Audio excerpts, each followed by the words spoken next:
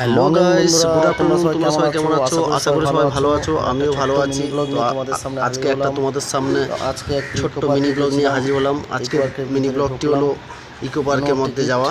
Eco পার্কে গেছিলাম সকালে, বাইক নিয়ে তো ইকো পার্কের মধ্যে না ঢুকে আর পারলাম না। মনের মতো তো তোমাদের সামনে এই ছোট্ট মিনি ব্লগটি তুলে ধরলাম। তোমাদের কেমন লাগছে প্লিজ কমেন্ট করে জানাবে।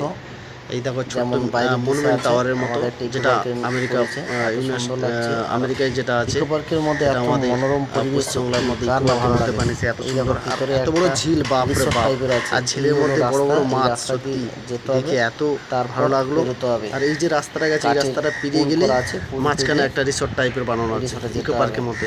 সুন্দর মনোরম পরিবেশ, গেলেই মন ভরে যাবে।